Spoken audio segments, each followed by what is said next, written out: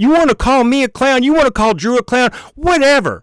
This woman is not involved in this, but you attacked her with something that is out of bounds.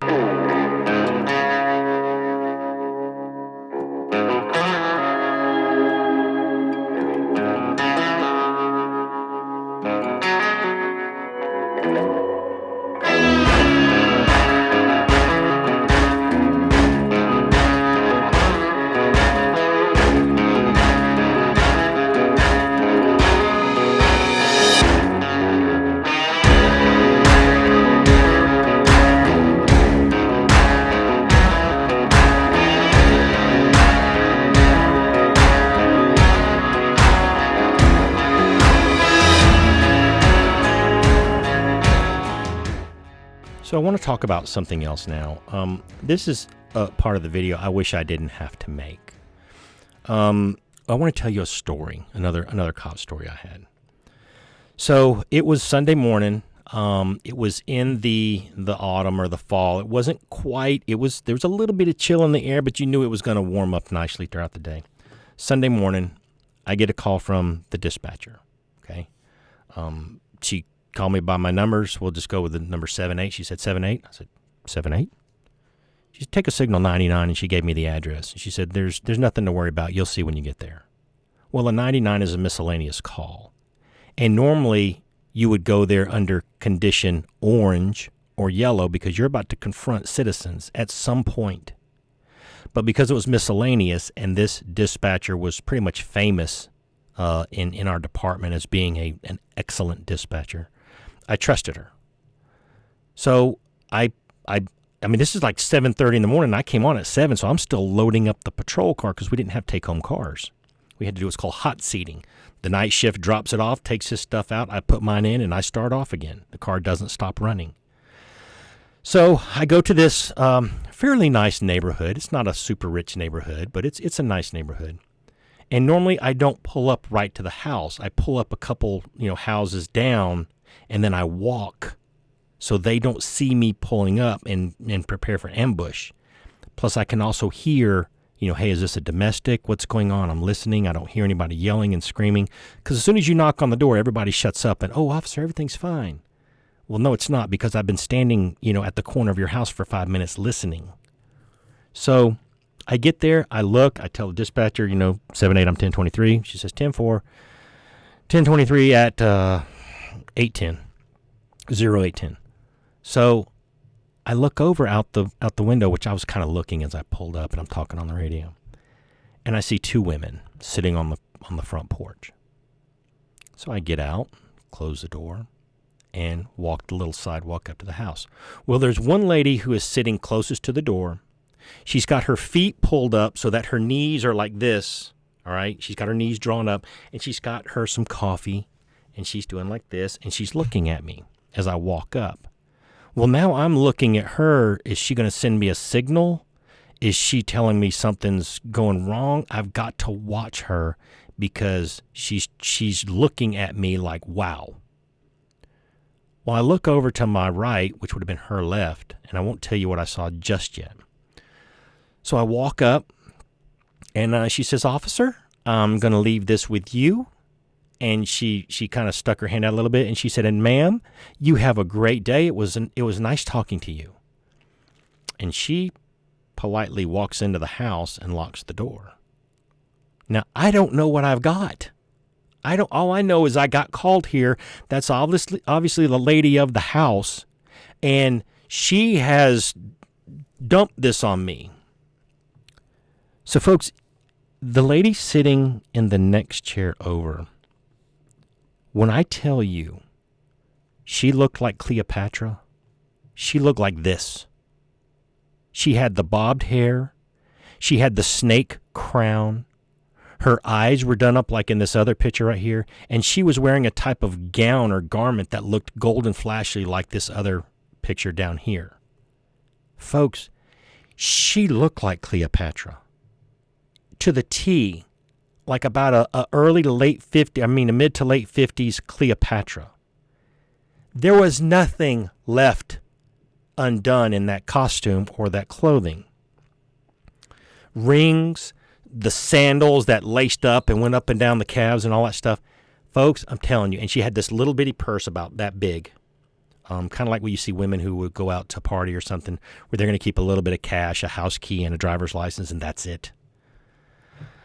She had that. So I said, ma'am, how's it going? She said, fine. She's taking a little sip of coffee. I said, do you live here? And she says, well, no. Do you think I live here? And I was like, I don't know, ma'am. I'm just trying to find out why I've been called here.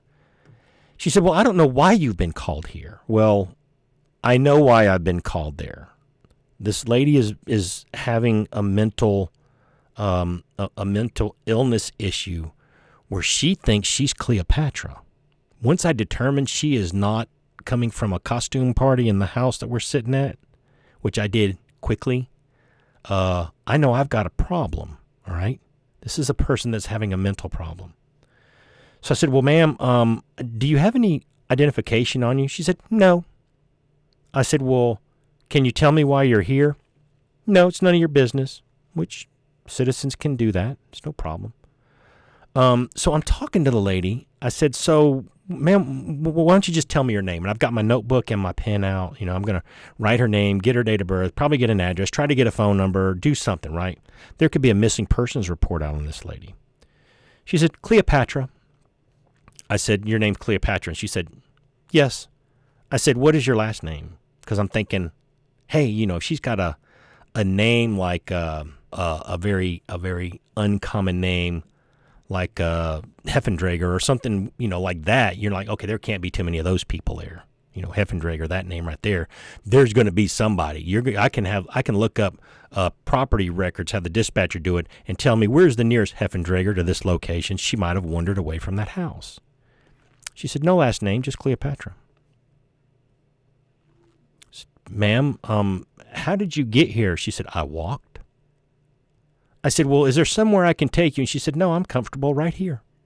She's stonewalling me. She's giving me nothing to work with. I said, well, ma'am, are you married? Because now I'm thinking, what's your husband's name? I said, ma'am, are you married? She said, yeah, I'm married. I said, what's your husband's name? She said, Stalin. I said, ma'am, your husband's name is Stalin? She said, yeah. Kind of like that, yeah, do you not hear? I said, so you're Cleopatra. Your husband's name is Stalin. And she's like, yeah. And so I kind of got the smart mouth and I said, let me guess, his best friend is Mussolini. And she said, Mussolini's dead. You're an idiot.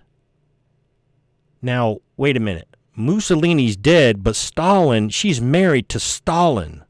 I'm getting nowhere. So, ma'am, can I look in your purse right here? She says, I don't care. Look into it. I don't care. And I'm trying to keep her giving her questions to keep her mind occupied while I'm looking in her purse. Because if there's something in that purse and I discover it, she may be like, okay, the jig is up, attack. So I'm on the defensive. I'm using my verbal commands and my command presence to keep her off, kilter. And she wanted to stand up, say, man, please sit back down, because, it's harder to attack me from a seated position than standing. And look, folks, she had some jewelry on. She could have cut my face up pretty good. So I'm looking in her purse. I got nothing. I got nothing. No license, no money. There is the tiniest piece of like a Wrigley's spearmint gum wrapper, the aluminum foil with paper, on one side and aluminum on the other. There's that, and it's folded up in the corner. There's some little what I call kibbles and bits down in her little purse. So I'm like, ma'am, can I call somebody for you? No, I'm fine right here. Well, can I call Stalin to come pick you up? No, I don't want to be anywhere near him right now. I am totally at a loss of what to do with this lady. Now, in Alabama, there is a law, all right, it's a title, whatever, where if someone is a clear and present danger to themselves due to perceived medical issues or mental illness, you can arrest them for their own good. You take them to the mental hospital for mental evaluation at the nearest hospital that does that, which, in my city there was one there. And they get evaluated, and it's up to the hospital or the doctors to say, okay, this person needs to be, held, or it could just be they're off their medication. They give them some more medication and send them out, whatever. Plus, the hospitals know who people are where law enforcement may not. So no, you can't call Stalin. I don't want to be near him. So I'm telling the dispatcher, hey, I don't know what to do with this. I'm on a side channel, not the main channel. She's like, yeah, that's a tough one. I said, there's no missing persons on anyone named Cleopatra, or can you even word search Cleopatra in any reports in the last 90 days to see if we know who this lady is who dresses up like Cleopatra? Already done it. No results. So I'm going to have to arrest this woman. I'm going to have to cuff her and stuff her, and it is not going to be pretty. I can already tell you it's not going to be pretty. So I'm trying to avoid it. Just so happens on that little piece of release paper, folks, I'm telling you, it wasn't that big. It was about as big as, what is that? What do you call those? Jelly bean, something like that, in surface area. There was a faint phone number on that. Now, this was before cell phones, so I didn't have a number. We had beepers back then when this happened. So I told the dispatcher, I'm looking at this number. I'm like, oh, please, please, please, please. I read the number. I said, call that phone number and see if they can help me with this at all. Calls the phone number. It's the woman's daughter. She said, okay, I'll come get her. I'll be there in about 20 minutes. 20 minutes shows up. Daughter walks down the sidewalk and says, all right, Mom, come on, it's time to go. Mom's just like, okay. I said, hang on, ma'am. I got some questions I got to ask you. First, I need all her information in case this happens again. We'll know who she is. We'll know who to call. We'll know where to take her and things like that. Is she on any kind of medication? Is she diabetic? All these things. Because diabetic, if they're having an issue, they could appear drunk or intoxicated. Those are some good things to know. Lady's very helpful. I said, I got to ask you. She said she's married to a guy named Stalin. And the woman went, yeah. I said, his name is Stalin? She said, no, that's what we call him because he's so mean. That's not his real name. I said, okay. I said, because I was thinking, Stalin's hanging out with Mussolini. And then the woman said, Mussolini's dead. And I'm thinking, yeah, I know that. Okay, this joke bombed twice. So she gives me all the information. I get it. I do a report. I said, now this took about 2.5, 3 hours. So while that's going on, other officers are having to answer calls on my beat because I'm dealing with this lady who's having a mental issue. So when you're a rookie, and I wasn't a rookie then, I was probably about 4 years in, but when you're a rookie, you get a training officer. And that officer is someone you can go back to for the rest of your life as a lawman, and you can go to them for information, and they will hold those questions in confidence. Because if you ask him a stupid question, something you should have learned in the academy, he may say, dude, you didn't learn that in the academy, but he's not going to go rat you out in front of all the other officers. So my training officer was named Bill. So the next time I saw Bill, I said, Bill, I need to talk to you about it, for a minute. He's like, yeah, I need to talk to you too. I heard you took like 2.5 hours on a 78, which is a mental person. I said, yeah. He's like, why did it take you 2.5 hours on a 78? I said, I thought I could reach her. I thought I could talk to her. I thought I could make a difference with her. I thought I can connect with her and build her trust. And Bill said, you're wrong. You can't deal with crazy. Folks, I told you that to tell you this. I'm not going to deal with crazy. So a while back, I saw this YouTube channel that said, hey, check out my last fulfilled prophecy. And I went to this channel and I watched the video, and it was clearly not a fulfilled prophecy. Okay. Folks, for a fulfilled prophecy, or for a prophecy to be fulfilled, it all must be fulfilled. Okay? Like Timothy Dixon says, he saw this hurricane coming from the west going across Mexico, and it cut a gouge in the land, and it filled up, which made part of Mexico like an island. Now, if a hurricane hits Mexico and it does not cut that line in there to fill up with water to treat the southern half like a hurricane, like an island, then that prophecy did not come true. Okay, sure, a hurricane hit it, but the prophecy did not get fulfilled because all of it was not fulfilled. And that's kind of the situation we were here. So this man believes he's a prophet. His prophecies are being stolen by others. And everything was great between us. There was no fireworks or anything like that. I noticed he used some terms that Drew and I use, like Nasumi Dixon and all that stuff. So he's watched our videos. He's gotten some mileage out of the things that we've done. But this is the same man who Timothy Dixon spoke of when he talked about there's someone out there cutting up my videos, making me say things I didn't say. That's this man. And I was almost taken in by that. So this person sent me a comment in one of my videos and said, hey, you should check out my last video. And I did. And I saw Timothy Dixon say something in that video. And I'm like, wow, I am going to hammer Timothy Dixon on this. And it just so happened that, and I'll say it was the Holy Spirit, that says, I get this thought, this impression, hey, you need to get the original video and work off the original video. So I looked to see what Timothy looked like in that video, and then I went and found it, okay, because I could just see what he was wearing and where he was and all that. Now, Timothy has since, I think, lost that video either out of him shutting his channel down or him losing his channel. And this guy thinks he got Timothy shut down. I don't know what that story's about. But you can tell the guy's very proud of himself. Anyway, so I look at the video and I'm like, wait a minute, Timothy Dixon did not say that at all. Timothy Dixon is right. This is the guy butchering Timothy Dixon's videos, making him say something that they didn't say. And folks, I almost took part in that by accident, because I was going to use the video this man told me about. But it's not what Timothy said. Now I want to quickly tell you the story behind that. The video showed at this man's channel, it showed Timothy Dixon saying, there is a man out there who looks like me and talks like me, and he's saying things, and it is not me.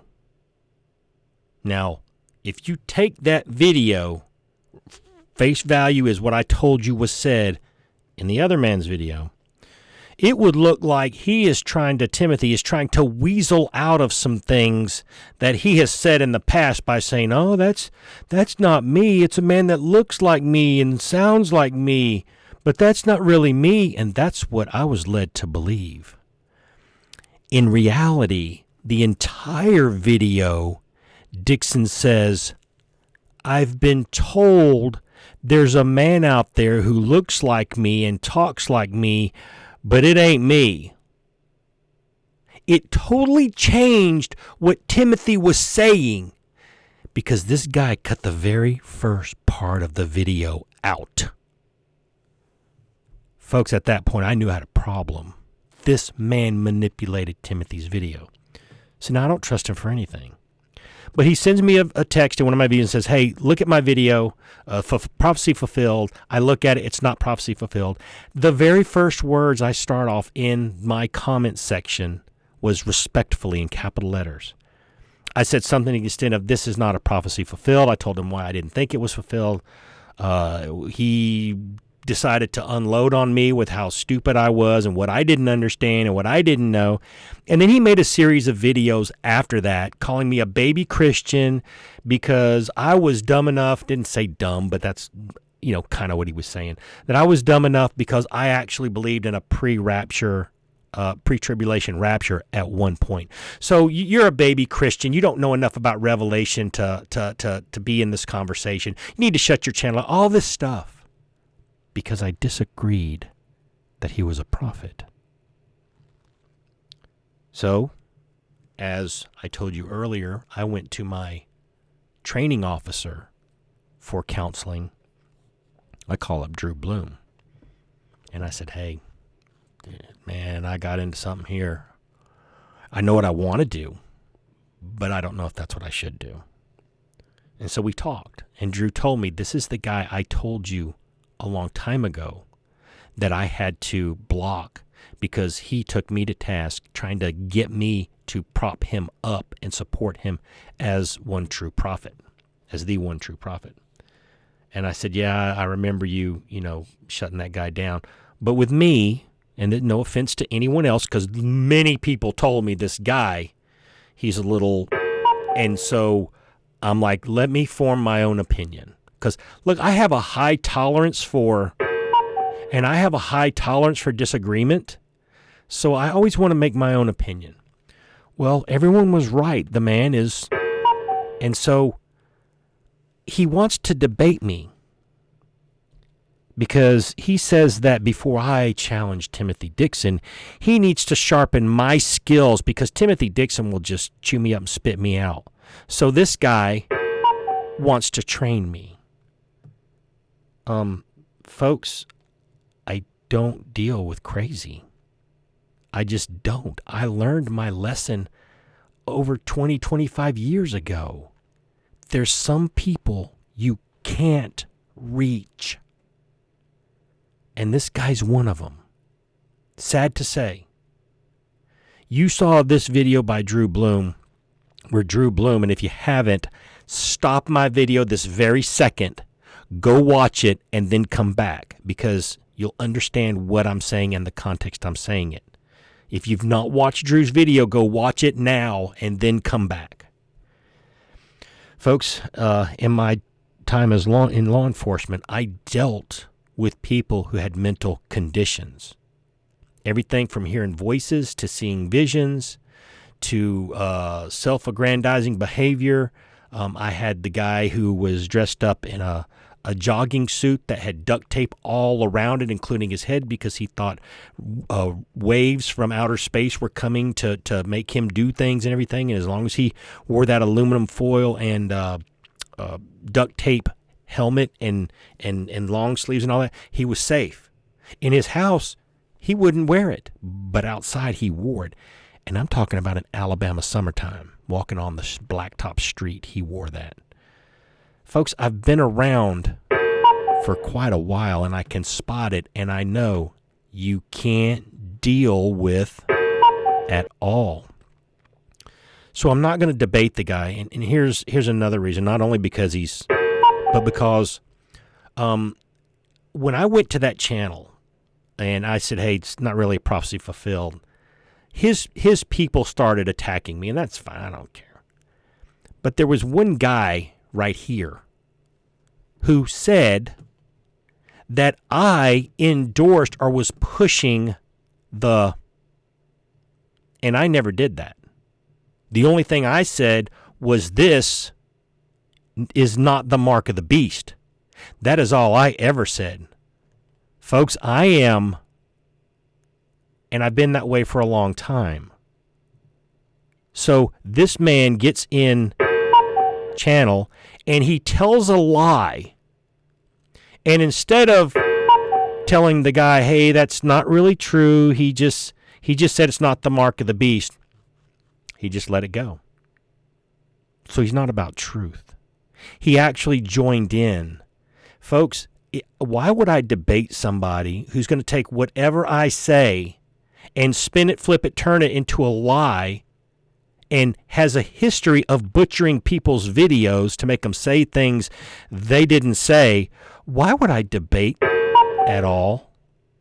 It's just not something you do. It's not wisdom.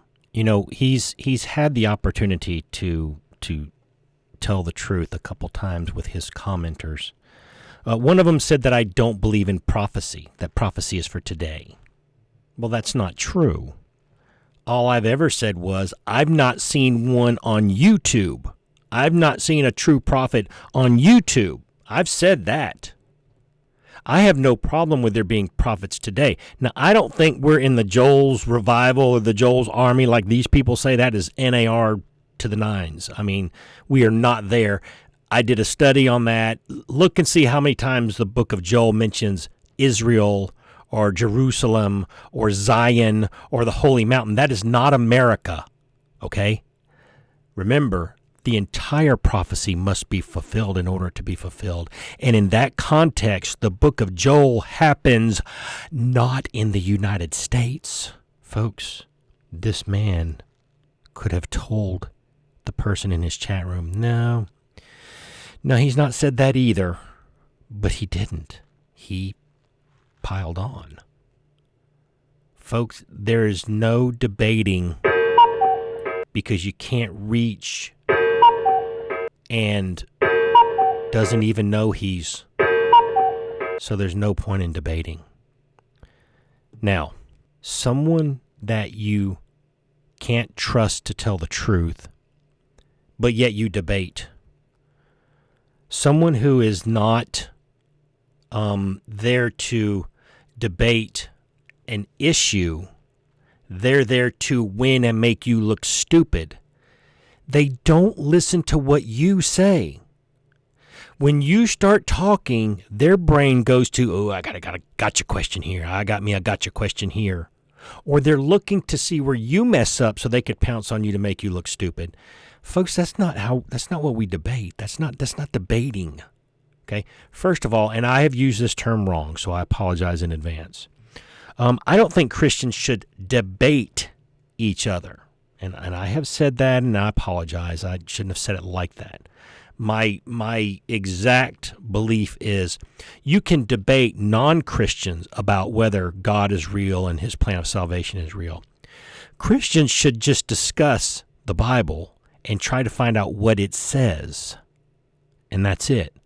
I don't see those both as debating. But this man is not about learning anything. He's not about learning anything that I have to say or looking at himself to see if maybe he's the problem. He's not interested in that. He's lashing out because he's hurt, and he's hurt because he knows Drew Bloom and the Woodsman have spoken truth.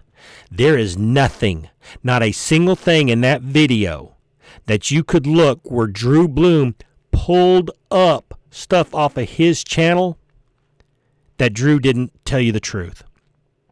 The man has a wizard stick. He thinks it has revolutionized the world.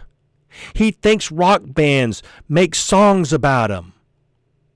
And I don't care if Gary did use his children in his own video. It is not proper for anyone else to put Gary's child in a picture. See, although it may not be illegal, as a Christian, you should think about that. I would never do something like that.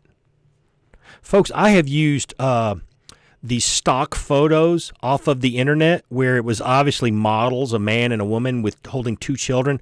I've blurred those children's faces out.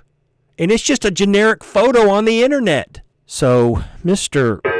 I am not going to debate you because I can't trust you to not become a total wreck trying to go nuclear on somebody who's not even really at war with you. See, folks, if Timothy Dixon got in touch with me and he said, hey, Alabama Woodsman, I'm going to take you up on that. I want to meet you. Where can we meet? I could talk with him. And it wouldn't be like what I do on my channel. It would be a serious talk. I could do that with Robin Bullock. I could do that with Julie Green. I could do that with anyone else except Hank Kunneman. That would just be, he would just lose his mind. And then you're not having a debate. You're having a shouting match, or you're trying to, he's trying to get you with gotcha questions instead of actually listening to each other. Transmission, receiver, because you've transmitted, that kind of thing. I couldn't do that with Hank Kunneman. But everybody else I've reviewed, I could do that with, but I can't do it with because it would be fruitless. And I would be giving him ammunition to twist and turn to use against me when it's not the truth. And the sad thing is, his people will not see that it's not the truth. My people will. They'll be like, oh, Alabama Woodsman didn't say that. That's not the context of what he said. Y'all will see it. His people will just believe whatever tells them to believe. And that's why there will be no debate.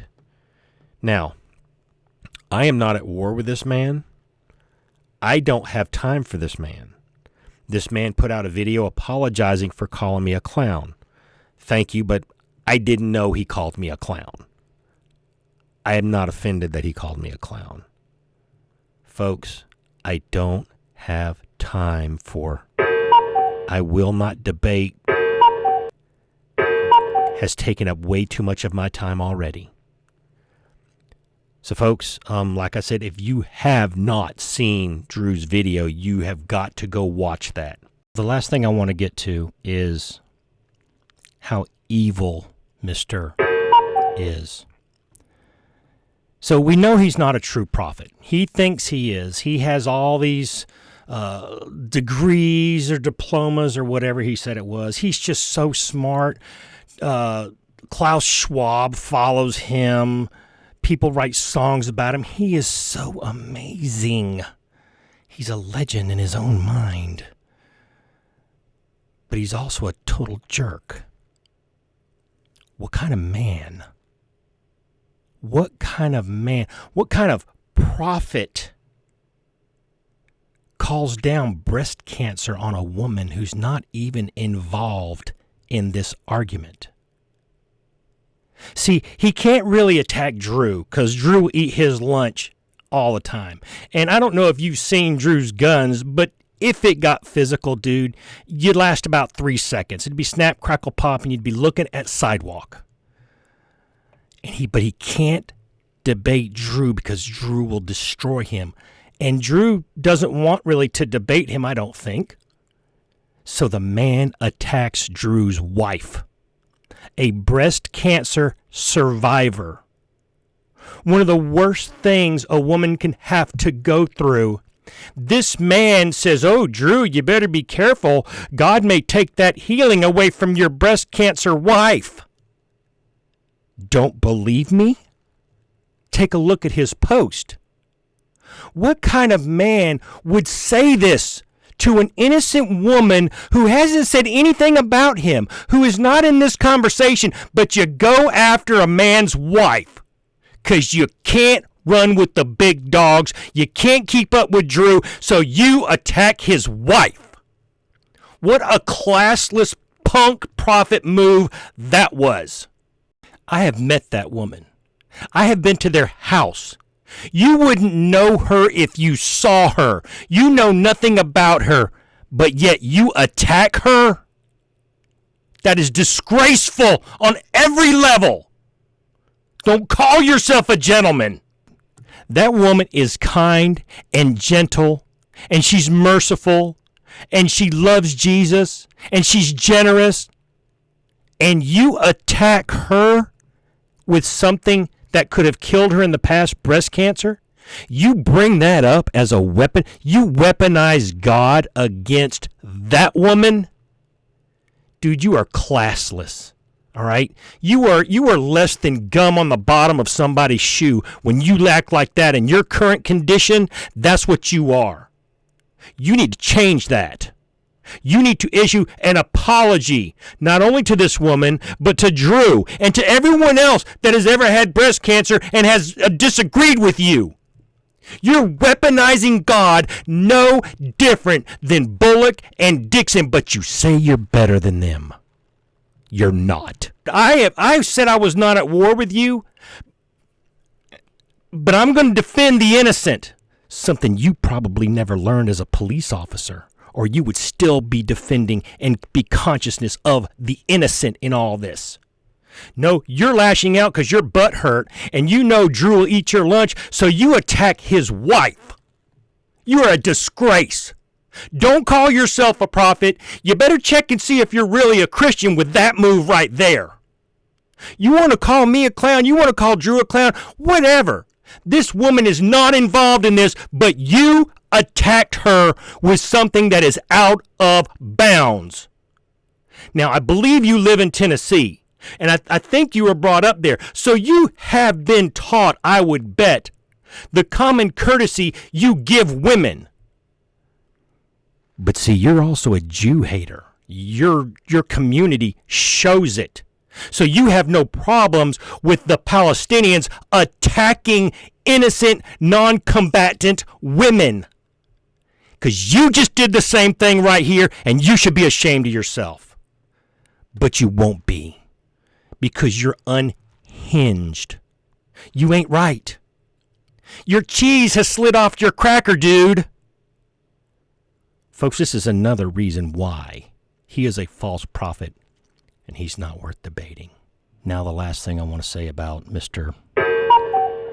is his doctrine is so foul and so self-centered around himself. Gary Schumacher made a video, and in the video, he said he wasn't feeling well, so he was going to cut the video short. Well, Mr. Case said, well, basically, you come against me, the prophet, and you're going to get sick. Okay, well, let's look at that for a minute, because Drew's come against you, and he's fine. I've come against you, and dude, I was mouth-kissing my wife when she had COVID and didn't even know she had COVID, and nothing happened to me.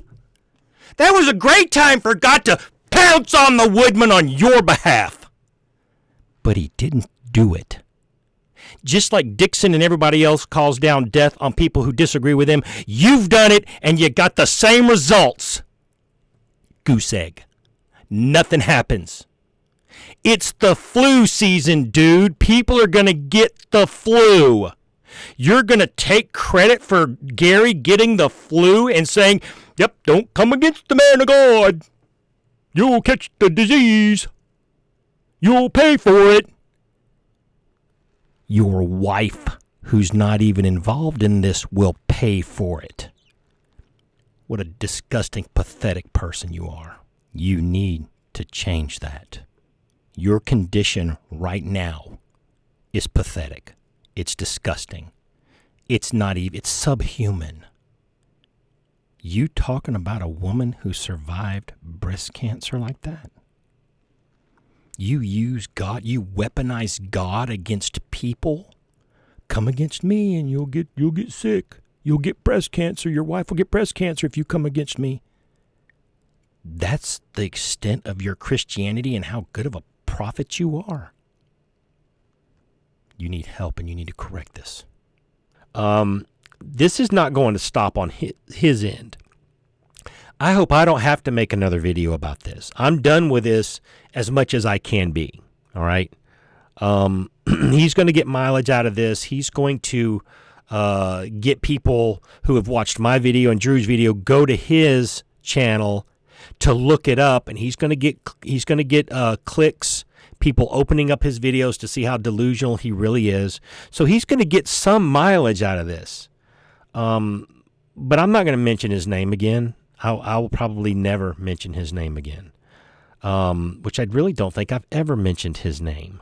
I mean, folks, I'm not going to mention his name because I kiss my wife with this mouth, and I would never expose her to something that filthy and disgusting as his name coming off my lips. I've mentioned his channel's name, but not his name. Look, as far as me being fat and you maintaining your shape, yeah, it kind of looks like you showed us an old picture of your guns years ago. But with age, everything starts to deteriorate. And yeah, I've got the bad photos from the things I've done too.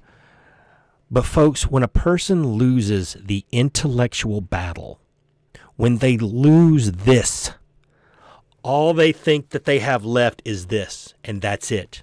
Brute strength, fighting.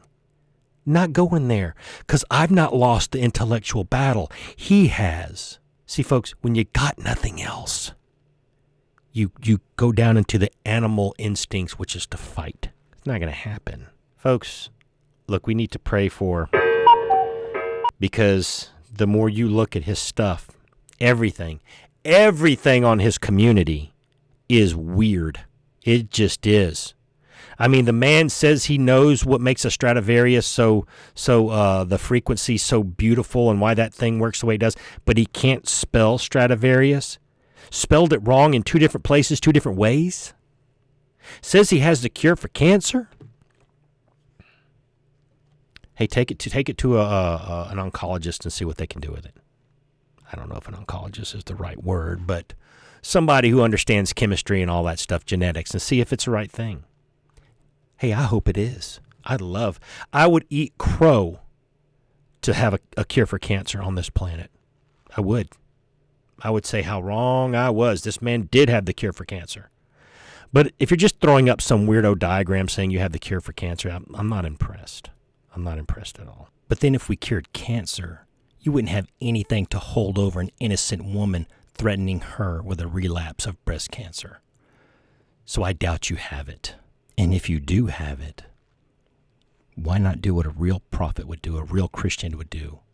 And instead of attacking this woman, say, hey, Drew, in an email, because you know Drew's email, here's the cure for cancer, just in case your wife ever has to suffer this again. Please know I believe this is the cure. It will help her, instead of weaponizing it against her. All right, folks, so that is the video. Like I said, I'm done with this as much as I can be. There could be another video in the future. I don't know. I don't want there to be. Okay? I don't have time for or anything that revolves around, because I've got enough problems on my own trying to crank out these videos and do my job. And the holiday season is really, really rough at my company. So that's the video, folks. Let's pray for the whole situation between me and Drew and Gary. And all right, folks, I don't know if you notice this about when I pray, but I take just a little time before I actually start speaking to kind of get rid of all this and seek God with a clean heart and an honest prayer. Folks, the Bible says pray for your enemies, and that makes this very tough. Not because he's my enemy, but he drew blood where it should not have been drawn. And that is an innocent woman that's married to a man that has said something. She said nothing. What a pathetic person attacks a woman like that. All right, let's pray, folks. Father, thank you for everything that you do for us, Lord. How you protect us when we don't deserve your protection. How you provide for us, Lord, when we don't deserve your provision. Your grace and mercy, Lord, flows over us, and I'm so grateful. Father, right now I pray for this man. I pray for this situation. Lord, I pray that one more time you'll send your Holy Spirit to him and show him the error of his ways. Lord, show him that the world doesn't revolve around him, that prophecy doesn't revolve around him, that his wizard stick is not going to revolutionize the world as he claims. Father, work in this man's life. Father, I ask that you come to him. You work with him. You give him a repentant heart for attacking the innocent in all this. Father, I ask this for your glory first, and then for his good, and I ask it in Jesus' name. Amen. Folks, that's the video. I hope to see you again on the Alabama Woodsman.